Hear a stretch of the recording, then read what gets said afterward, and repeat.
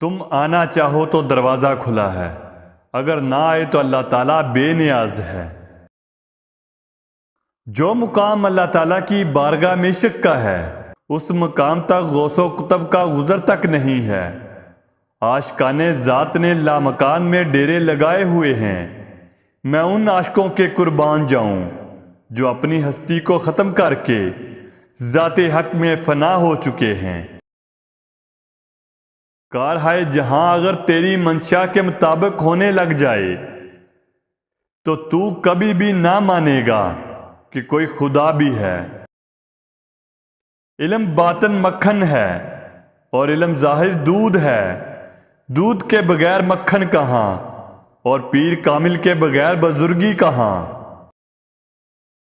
دل کی سختی حرام کھانے سے ہے، خدا کے لیے ذات کی پہچان کر، تو نفس کو چھوڑ اور دیدار کے لیے حاضر ہو جا۔ تیرے ایک طرف جنت اور ایک طرف دوزخ ہے، لہذا تو خوف اور امید کا وسیلہ بنا کر خدا کی طرف متوجہ ہو جا۔ اہل محبت وہ لوگ ہیں جو ہر دم اللہ اور رسول صلی اللہ علیہ وآلہ وسلم کو حاضر ناظر جانتے۔ دل کی آنکھ کے سامنے ظاہری آنکھ کو بند کر دے اور مٹی کے جسم میں دیدار کو اچھی طرح دیکھ لے۔ مرشد کامل اللہ اور بندے کے درمیان وسیلہ ہے۔ ان چار چیزوں سے توبہ کرانی چاہیے۔ اول کان توبہ کریں، دوم آنکھیں توبہ کریں، سوم زبان توبہ کرے، چہارم ہاتھ توبہ کریں۔ اس میں اللہ بہت ہی باری اور تعلیم امانت ہے، اس کی حقیقت کو صرف اور صرف حضوری ہی جانتے ہیں۔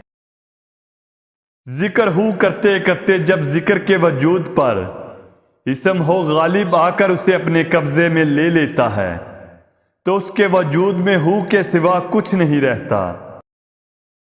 جب تک تجھے معرفت حق حاصل نہیں تو کسی رہبر مرشد کامل کو تلاش کرتا کہ تو اللہ تعالیٰ کا دوست۔ دنیا کے بارے میں تفکر کرنے سے دل میں سیاہی جمع ہو جاتی ہے اور شیطانی منصوبہ بندی میں اضافہ ہوتا ہے۔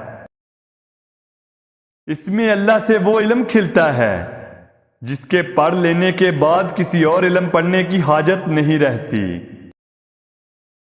علم وہ ہے جو اللہ تعالیٰ تک پہنچا دے، ورنہ حضور صلی اللہ علیہ وسلم کے فرمان کے مطابق علم ہی سب سے بڑا حجاب ہے۔ خدا جب اپنے فضل و کرم سے تجھے اپنا بندہ قرار دیتا ہے تو تیرا گناہ میں مبتلا ہو جانا سراسر ناانصافی ہے۔ عشق صادق تو حضرت امام حسین کا ہے جنہوں نے اپنا سر تو دے دیا مگر راز عشق ہر حال میں حفاظت کی۔ دل کالے سے تو منہ کالا ہی اچھا اگر کوئی اس کو سمجھ سکے۔